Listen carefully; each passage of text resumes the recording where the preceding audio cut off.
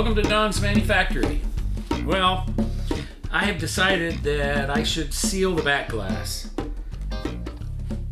I'm going to be prepping for paint, so I'm going to be getting a lot of Bondo dust and paint dust and everything everywhere, and I just decided while the glass is clean and the channel and the pinch weld and everything is clean, I'm going to go ahead and put the sealer on there because I'm not painting down into the bottom of that anyway. So that's what I'm going to do. I went and got, I went and got a couple of suction cups. I used to have some of these, but I don't know where they went. Anyway, this made it really easy to reposition the glass. If I just put some pressure up like this, you can just see the glass start to move, and then I just have to kind of break it loose a little bit, and I can reposition the glass. It had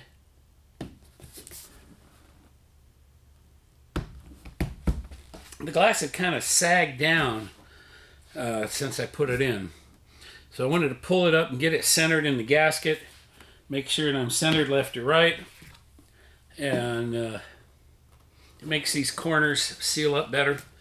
So this worked out really good. It made it really freaking easy to move the glass around after it was in. I'll be using CRL 1716. It's a liquid butyl product, and it's pretty thick, but it flows into all the little cracks and sticks everything really well. This is why I put the glass in dry, is because I can just go along and shoot this between the gasket and the pinch weld, and I can seal the whole glass up. This is the way I've done it for 30 years, longer than that, 40 years, and I've never had a leak. So knock on sheet metal. I guess it's time to get at it. Got to get some gloves on. So I just have to say something here. You'll notice I'm only wearing one glove. Well, that is because my granddaughter has discovered that I have latex gloves out here. So every time she dyes her hair purple or green or whatever, she comes out here and grabs gloves, and then she dyes her friend's hair, so then she grabs more gloves, and now I only had one left out of a box of 100. It's like, what the heck happened? I take the tip of that pump there and I work the gasket as I'm shooting it in. You'll also notice I'm spending a little extra time around the clips because I want to make sure that I get a lot of sealer around those too on the underneath side there. And anyway, just working around. Really, this pump with that nylon tip on it is really the trick to it. Well, if that is a trick.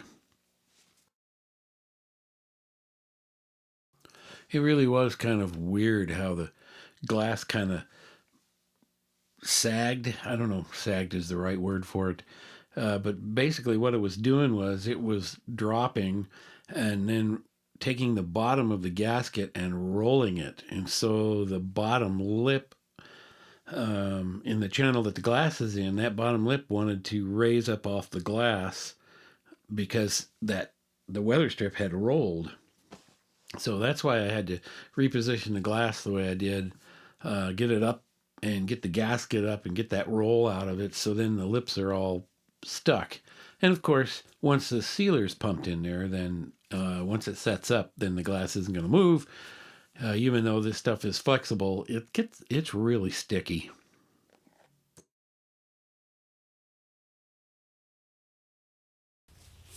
Not much of a trick.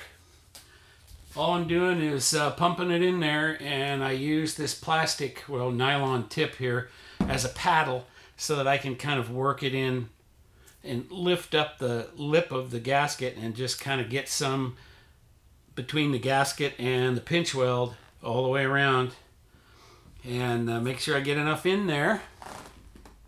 I may have to second coat it, but probably not. Before I put the interior in, I'll water test it, because this is Oregon, and it rains a lot in Oregon. I think I've mentioned that. Sealing the glass to the weather strip. Same story. We just get in here, push it in like so, and start pumping the sealer in. We don't want too much in there, but we do want enough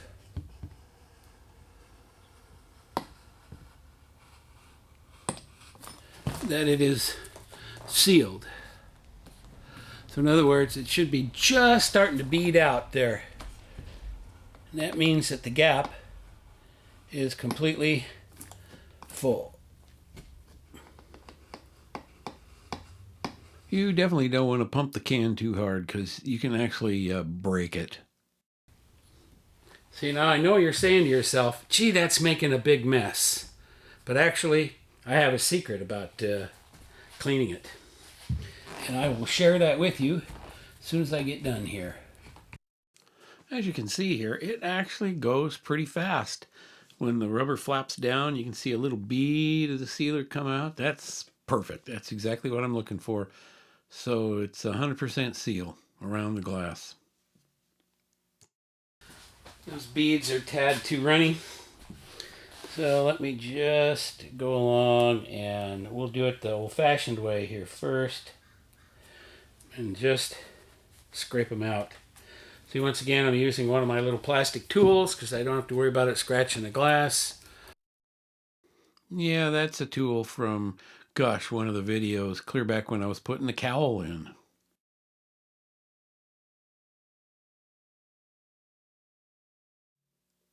Okay, now it's time for the secret. Well, it's not really a secret.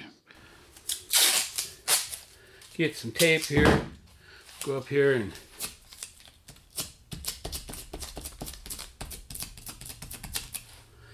it's really great because it just pulls the excess off and leaves the rest alone.